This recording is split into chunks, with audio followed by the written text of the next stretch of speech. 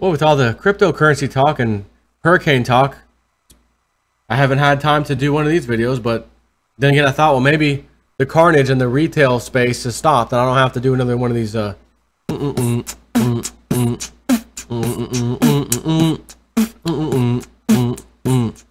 another store bites the dust. Another store bites the dust. Hey, which store is it this time? It happens to be Toys R Us. Toys R Us bites the dust. Didn't they just redo the one in Brandon by the mall? Didn't they just completely close the store down for like a few weeks and redo the whole thing, and it's bigger and badder and awesome? Headline, brick and mortar meltdown. Toys R Us hires bankruptcy law firm. Now, do you go out and remodel stores and all that before bankruptcy? The answer might actually be yes. Strategically. We'll do this now. We'll owe debt for it. We'll have some debt for it. And we know we're about to file for bankruptcy. We'll just include that in the bankruptcy. We'll remodel some of our stores and bankrupt out of it. And some of the shills give me a hard time for fighting the bank and basically winning. Huge settlement. Largest one my lawyer ever saw when fighting a bank on a foreclosure. And then they had the nerve to sell it before doing what we agreed to in the settlement, which means they were in breach of the contract, and they sold it off to another vendor who then is hounding me for payment. And I'm explaining, I've got a settlement here. I don't own that. That's not mine anymore. That's not my debt. I dispute it. And they sent a letter back. Here's the documents requested. You requested showing that it is your debt. Except there was a problem. They didn't send me anything besides a covered letter. There were no documents. I've compiled all of it, sent certified letters, disputed my credit report. They can't both double dip on me. You're right. Wiped clean. Gone. So people give me a hard, this like 3 or 4 shills, that is, give me a hard time for finally winning against the banks who have destroyed us all, who have destroyed the values of our houses back in 05, 6 when that crap happened in 7 and 8. I fought the banks and the banks lost. Well, how? Like a boss. That's how. That's why I love doing these videos. Telling people about this stuff. Teaching people some of these things. Hey, found these cryptocurrencies. Guys, it looks like there's some serious money right here. I'm going to jump in them. I was wrong. 2013, as I said for the umpteenth time, was not a fan of Bitcoin. Bashed Bitcoin early on. By the end of 2013, guys, I think I got that one wrong. I think I got that one wrong. And we're going to have to pay attention to Bitcoin. And from that day forward, because right after that's when I came back to Florida from Tennessee, I was, quote unquote, a fanboy of Bitcoin, but only Bitcoin at the time. And then I started seeing Litecoin and Feathercoin and all these other coins. Like, oh, here we go, just a bunch of coins. But Litecoin was always there. This could be a use for Litecoin one day. Which, by the way, just before I get into this video, I can't help myself.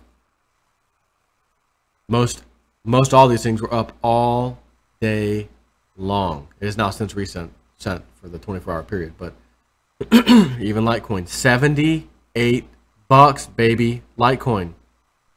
Omise Go, OMG coin, 13 buckaroos. Your pal told you what? 750. Cliff High, baby. Cliff High says it's in his data and his web bots come back, and it looks like it's going to make a move by the 4th quarter of this year. You know what? On that note, I'm jumping in. 750 plus 750 is 15. We're at 13. At 15 bucks, 15, that is 100% doubling profit. In how short of a time?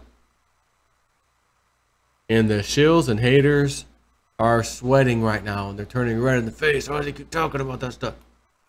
Meanwhile, any of my subscribers that got into that stuff are really, really, really, really, really, really, really happy. And I did tell you I went heavy into that one. You know, I'm talking about these other ones recently, even the Commodity Ad Network, the other one I had on the other day, DigiPulse and things like that. But there was only one that I said, guys, I'm going heavy onto this one. And it was OMG, oh me say go. Which means if all the other smaller ones, all of them combined, don't really amount to too much. I am totally set, and I know a bunch of you are too, on OMG. So, Sophie just emailed me, am I leaving? Are you leaving for Irma or Jose? You have a honk strolled, if not? You heard what Irma was like for Richard Branson on his island. Just worried about you. Yeah, he's saying, talking about, yeah, hey, one thing to think about, get yourself an RV, maybe a diesel. Not a bad idea. And he's actually considering putting a diesel into his. And that's the other, and here's a good reason why. I don't know if he's saying it in here, I don't see it. But here's the, oh yeah, diesel, yeah, he is. Diesel frequently more available after natural disasters than gasoline. That's what I was just going to say. How many cars out there are using diesel? Even the pickup trucks and stuff, right? When you go to a gas station, it is massively their cars with gasoline. Car, truck, whatever. But gasoline is the point. Okay? So, you might be one of the lucky people who have a diesel. And you get right in and get right out while everyone's in the line. I can't get this, I can't get that. You pull right up into a diesel station, pump, boom, in and out. In the RVs, etc. In an RV, you may have a 50-gallon tank on that side and a 50-gallon tank on the other side, 100 gallons. And yeah, they eat up the fuel, but you will easily, from like example in Florida, if I had one right now, easily get the heck out of the state of Florida without stopping. No problem. No gas station. Nope. No problemo. So, anyways, back to the actual original story. Sorry, a little Cliff High email came in and I had to read it immediately. Brick and mortar retail meltdown strikes again. This time, Toys R Us. Well, how's that song go? Toys R Us. I was about to say we are Flintstone kids. We are Flintstone kids. 10 million strong and growing. No. Toys R Us. I don't want to grow up. I don't want to pay the debt. 'Cause baby, if I did, we wouldn't have been able to remodel like we just did. From new shelves and ceilings to floors and doors. Oh boy. That was kind of wrong. I'll be honest, I felt kind of wrong singing that. You know, it's not fun hearing about the retail meltdown. Oh, but Amazon's taking over. Well, hold on. Toys R Us is Toys R Us, baby. Come on. But they got the same stuff on Amazon for the most part. Yeah, I know. But your kids, people's kids, they want to go into the store. They don't want to see it on a computer screen. They want to go to a store and play. In what is a classic sign, the company has hired mega law firm Kirkland & Ellis, whose bankruptcy and restructuring practice is considered a leader in the now booming bankruptcy and restructuring industry. Toys R Us, with 1,694 stores globally, has $5.2 billion in long-term debt, according to its latest quarterly report, and sports a negative equity of $1.3 billion. Quarterly sales declined 4.8% year over year to $2.2 billion. This isn't a one-quarter dip. Sales are down 15% from the same quarter in 2012, and the net loss jumped 30% year over year to $164 million. The company needs to restructure its debts, particularly $400 million that is coming due in 2018. And a bankruptcy filing is one of the options. Sources familiar with the situation told CNBC on Wednesday. The company, long teetering under its massive pile of debt, has been trying to refinance its capital structure. In early 2016, it disclosed that it was working with the biggest investment banks on Wall Street, B of A Merrill Lynch, Goldman Sachs, and Lazard, to do so. Last year, it was able to refinance some of its debt, but that wasn't enough. Now, lenders are shying away from over-leveraged brick-and-mortar retailers, given the ongoing meltdown of over-leveraged brick-and-mortar retailers, particularly those owned by private equity firms and hedge funds. In response to CNBC's questions, A Toys R Us spokesperson responded with corporate blah blah blah. As we previously discussed on our first quarter earnings call, Toys R Us is evaluating a range of alternatives to address our 2018 debt maturities, which may include the possibility of obtaining additional financing. We expect to provide an update about these activities, as well as many initiatives underway to provide an outstanding customer. Remember the last one I read you? I don't even know who was it. Sears? Which one was it? I don't even remember now. They took a line right out there. We're gonna have an outstanding customer experience. Our customers are gonna have a great experience. Initiatives underway to provide an outstanding customer experience in our global retail locations and web store during the holiday season during our second quarter earnings call on September 26th. As in so many cases in the brick and mortar retail meltdown, there is a private equity angle to it. PE firms Kohlberg, Kravis Roberts, KKR, Vernado Realty Trust, and Bain Capital Partners acquired the publicly traded shares of Toys R Us in a leveraged buyout during the LBO boom in 2005 in a deal valued at $6.6 billion. They funded the acquisition in large part by loading up the company with debt, hence leveraged buyout. And that's the same story I read last time. Little companies came in and bought it up in the same way, loading the company up with debt. Next one, loading the company up with debt. Next one, loading the company up with debt. Maybe these PE firms, they know something the rest of us didn't know at the time. We're going to be bankrupting and restructuring out of all of this. That's why we did it. And, where was it at? Which site? Just on a... I wanted to show you the ads that popped up. I was talking about this the other day. It's not here. I was in front of our house. It's kind of got like this rounded thing in the front, whatever, with doors. And on both sides, you got these little, what they call sconces or lights, And they're LED. They came with the house, whatever. But the left one was very, very dim, like it just had an issue. The right one's fine. So I take it off the wall, get the part number, look it up online. Made in China. Quick look surprised. No longer found at Lowe's, no longer found on the face of the earth, even though it was manufactured in 2015, just 2 years ago. It's off the market. You can't find it. Gone. Wow, so I can't just put up a jabroni light and have the nice light next to it with a new jabroni light. No, gotta buy 2 new lights now to make it look right. So, of course, I've got ads all over the place with a bunch of these lights in my face. Oh, here's one. Here's one. I'm sorry. Let me just show you. Sorry, I was looking on the left side of the screen because the left side is where it was earlier. Over here, of course, Google Ads. Look at this.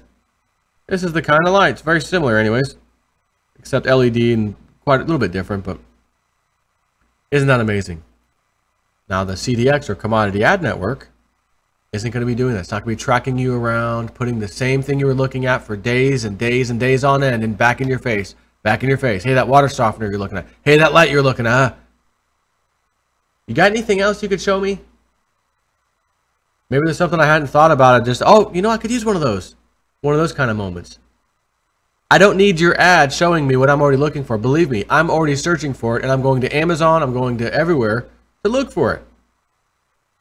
Anyways, bottom line, Toys R Us bites dust. Well, not necessarily biting the dust per se. It's going to be restructuring. We're not restructuring. No, we're not. Nope. Well, hold on. Didn't you guys just hire this known bankruptcy restructuring company? Yeah, we did, but you're not fine. No. Right? Always the press release. No. Everything's fine. We're fine. They're fine, baby. Until they're not, of course. Anyways, I'm out. Take care. And in case anyone asks, yes, I repeat, yes, we are staying through whatever the hell this hurricane ends up being. And I didn't exactly see how far inland I am from the west coast, because we are closer to the west coast than the east coast for sure. But, just think if nothing hits. Can I get a little meter here? What's up?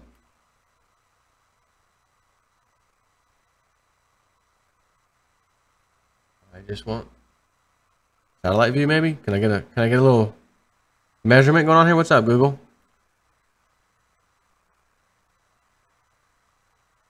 Hold on. Stand by 1 second.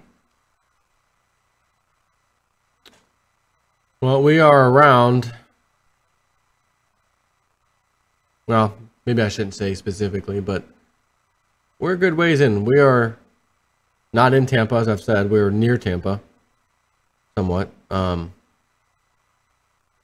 feel like if that thing comes in, you know, storm, hurricane, whatever, we may get some gusts and stuff that are quite powerful. I mean, we'll get some winds for sure that are quite powerful, but I just don't know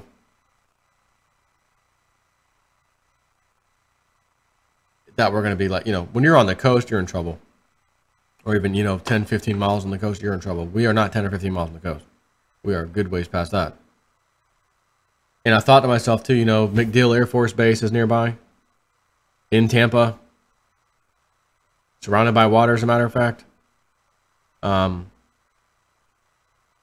That's like the main Middle East Operations Center. It always has been. So if the club was going to steer a storm by chance over to Tampa, don't you think they'd probably not want to do that to MacDill? Then again, maybe it's so secure and underground and whatever else that it doesn't matter. Because you know that base is underground. Even though you do see something on the top, you know there's some underground stuff there. I know that for a fact. But it's probably quite secure, I'm going to assume. Therefore, let it flood, let it rain, let it whatever. Maybe. So that's kind of one of the things I was thinking about. You know, would they really want to do that to a place like that? You know, MacDill, where they kind of need it? Who knows? I don't know. I'll tell you this much. That sucker comes over here, I may be out. I'll get one of my phones, my cell phones. We've got this little pocket thing. You can put it in that makes it like waterproof. I did that because you can turn the pool, the jacuzzi and stuff off and on with this, you know, like with a smartphone app. And sometimes we're sitting in the jacuzzi, for example, and the phone rings or a text. My hands are all wet. I don't want to grab my phone, you know. However, if it was in the case, I could just reach right in there, press some buttons, whatever. And it's on a different phone anyways. So anyways, I'll use that phone inside that case, reporting live, Jason at 4, in front of his house. You know, we've got 100-mile-an-hour winds or whatever the hell it is. Try to do some kind of crazy reporting if I can. We shall see. But that ain't going to be till next week anyways. Take care.